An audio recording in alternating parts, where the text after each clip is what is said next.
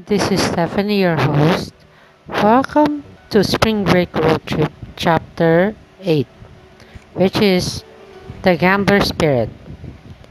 This chapter is all about finally you passed Paddy's test. We are now in Jimmy's mansion. But Jimmy isn't any easy man. Will you be able to rescue Perry? Let's see to find out. Jimmy's mansion. You enter Jimmy's colossal house. A tall, blonde host, all dressed in black, verifies your identity and take you through to the poker room. You enter the room and see Carlo, Davion, Sharon, and Tom sitting separately, pretending not to know each other. This man is big and tall, around 35-year-old. He has dark gray hair and high bridge nose. He is standing like a gangster.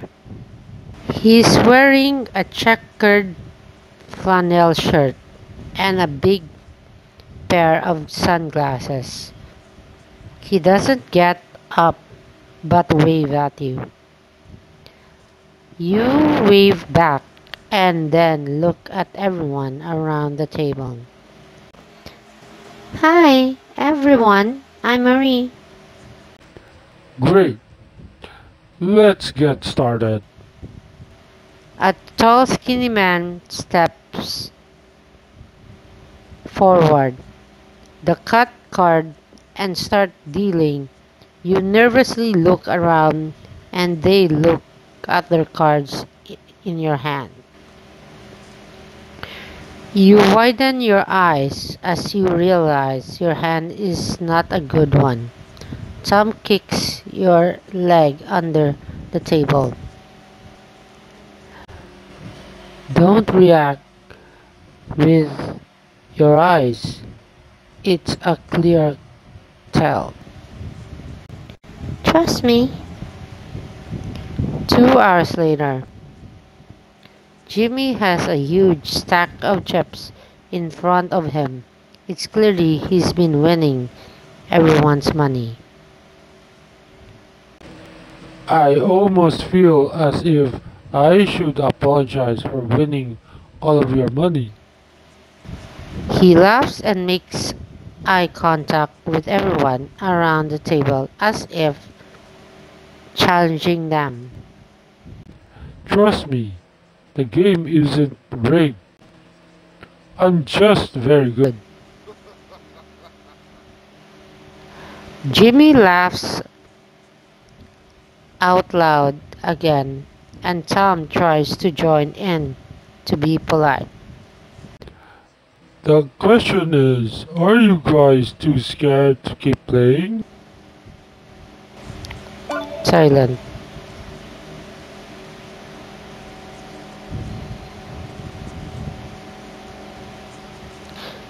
Nobody responds.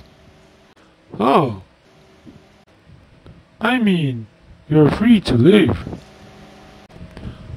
I hope you don't, but I feel it's my obligation as your host to remind you of that. Well, I have all your money. It makes me look like a man with conscience. He laughs out loud again. I also want to say, if you decide to stay, things are about to get interesting. Who's in? Tom raises his hand. Carlo and Deviant soon follow. Sharon raises her hand too. You eventually follow. Great, Suzanne, bring out our special guest. The front of house hosted lead Barry into the room. He is slightly bruised on his face, but besides that, appears to be unscathed. He flashes a quick smile to his friend and tried to avoid making eye contact with anyone. A little bird told me of you guys here has history. Our friends, Barry, over here, if that's not the case.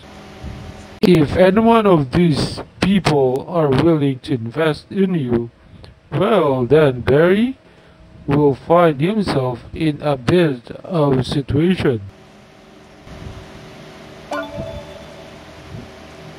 Me, I know Barry, and I'll play for him. Barry looks relieved, but Jimmy bursts laughing. I've almost bankrupt you in the last few hours. All of you. How on earth can you expect to play for your friend? Is there another choice? Well, no. It's pay or play.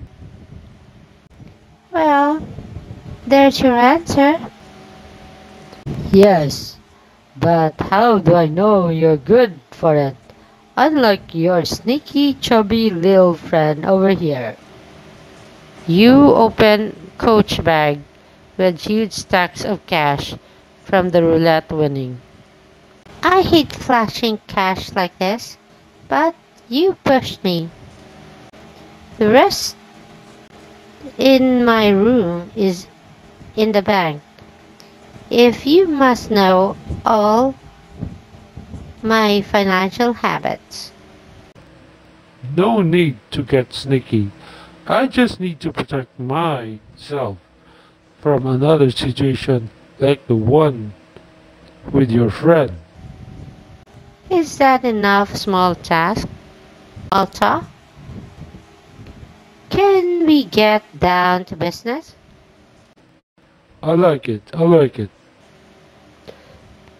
Jimmy gestures to the dealer. Lucy, would you do us the honor? Lucy starts dealing the cards between two players, Jimmy and you. The rest all look wide eyes at what about to go down. Barry seemingly particularly nervous, obviously. Tom leans forward and whispers in your ears. You sure you're up for this? Or should we start thinking about a plan B?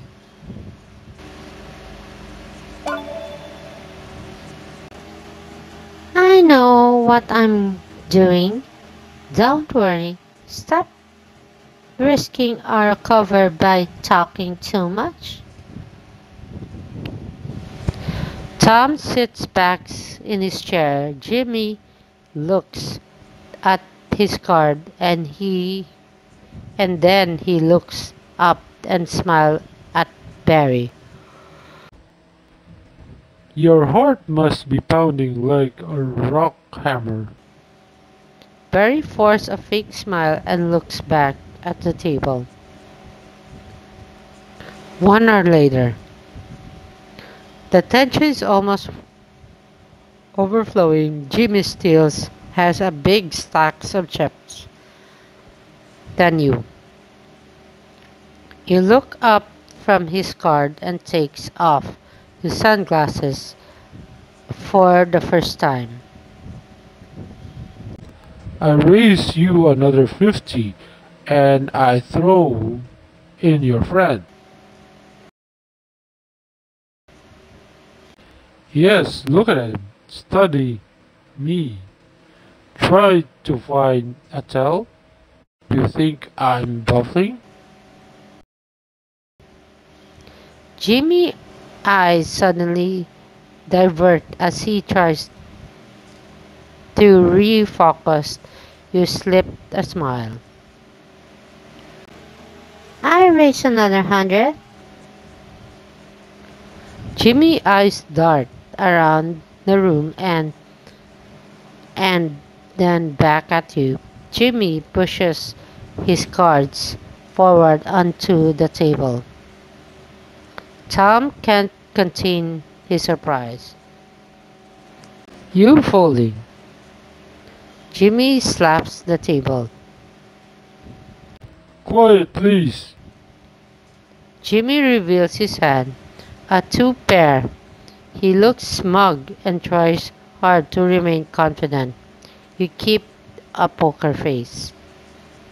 You look around the room before flipping your cards over. You are three of a kind. Your friend starts cheering out loud. Jimmy is furious and slaps the table. He calls the dealer over and whispers into your ear.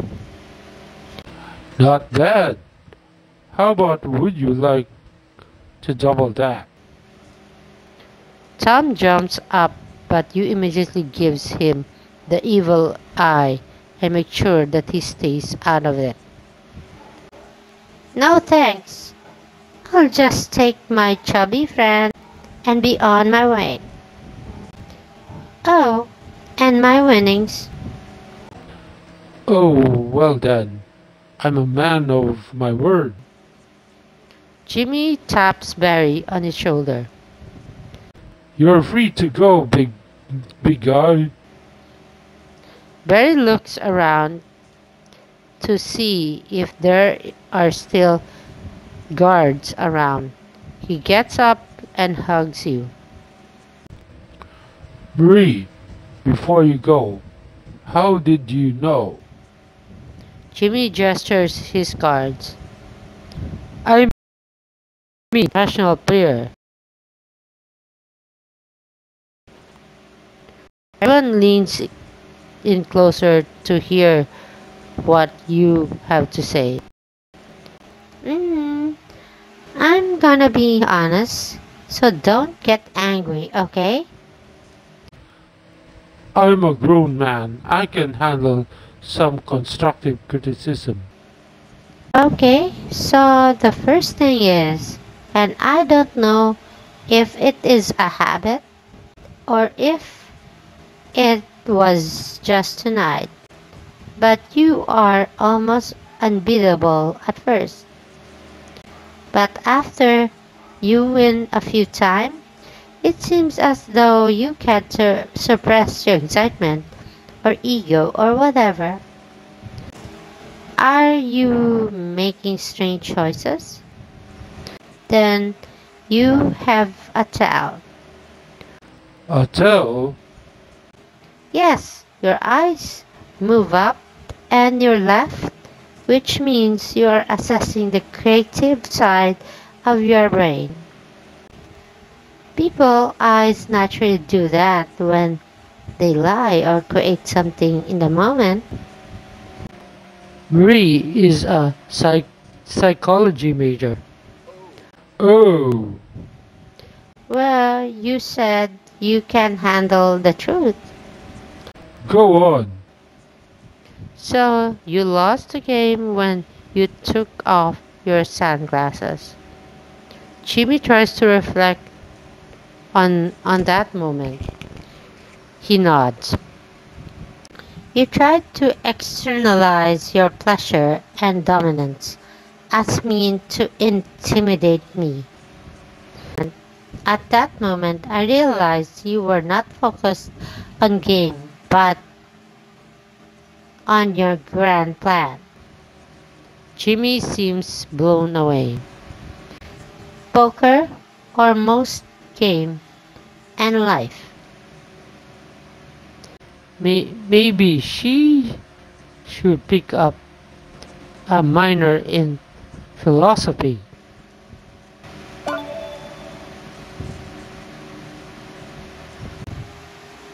Yes, you're quite right. You wink at him. Tom smiles at you. Carlos Sharon's laugh. So, never let your joy, pride, anger, or even enjoyment affect your game. Keeps that for after. The dealer hands you a winning in $100 bills. Barry hugs you from behind, clearly ready to leave. Jimmy steals flabbergasted about your analysis. Could I perhaps interest you in consulting position? Are you serious? Jimmy nods. I have to admit that you are a smart girl and brave. You know, it would open a lot of doors for you to have me as your friend in Vegas.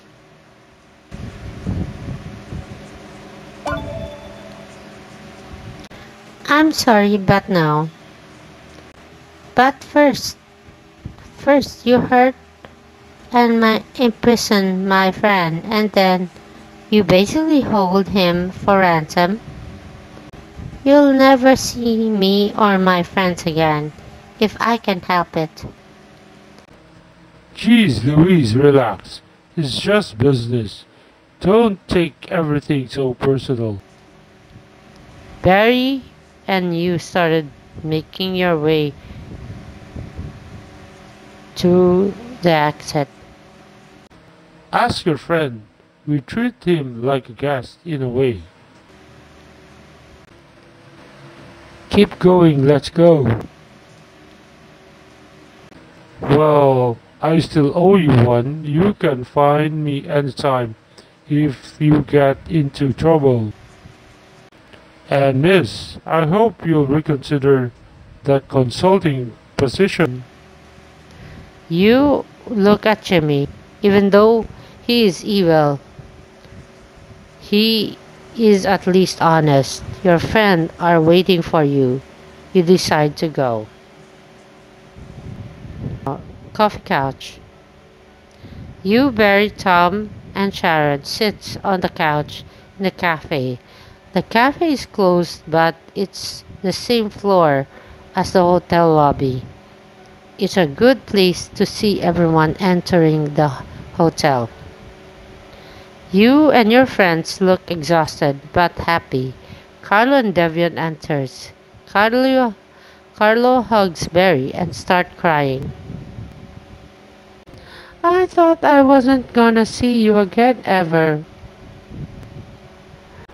I'm just happy to see you guys, and I've said it many times already, but thank you guys for getting me out. Guys, it was a poker game. No big deal. You all get closer for a big group hug. I love you guys so much, but I gotta say one thing. Barry takes Devian's side. Dude, who the hell are you? Tom, Sharon, and you laugh. Barry, this is my... Carol looks at Devion before he says it to make sure they're on the same page. This is my boyfriend Devion White. Barry holds out his hand, but Devion hugs him. Any friend of Carlo is my family to me. Okay. Yeah, buddy. Quite a few things have happened since you've been hanging out with Jimmy. Well, fill in all the blanks tomorrow. But first, let's get some sleep.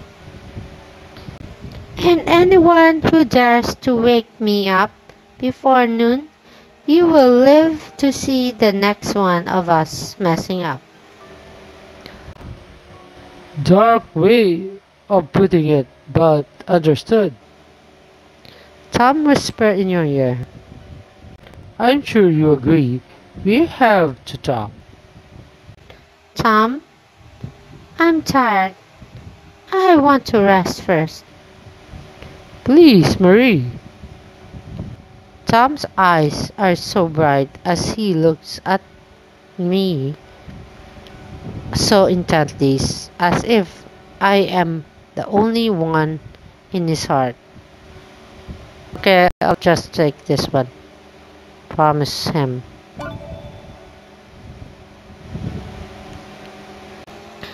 Okay, just a minute. You go to the balcony where your friends can't hear you talk. You turn around and face Tom. What do you want to say? Marie, I can't lie to myself anymore. I don't want to lie to Sharon or you either. Tom touches my cheek with his hand, and suddenly something feels wrong. I'm afraid the next second he'll say something I may not be able to accept, but I am under a spell. He can do anything to me. I watch his lips open and close, tell me the words that shock me. I love you. I want to be with you. The chapter 8 of Spring Break Road Trip just ended. Well, at least my character played nice and cool for the sake of Barry. You're being like, uh, you're playing smart on this one. Uh, the first time.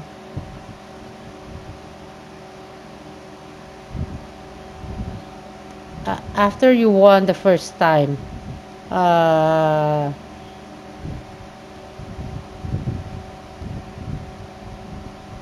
you didn't took the second chance of gambling because all you want to do is take uh, s- uh, rescue your friend Barry, which is you did smart. That's why uh, Jimmy wasn't so impressed by what you did, and he's offering Marie, my character, as a job as a consulting position since he was impressed. But the only interesting thing after everything is back to normal, you've um,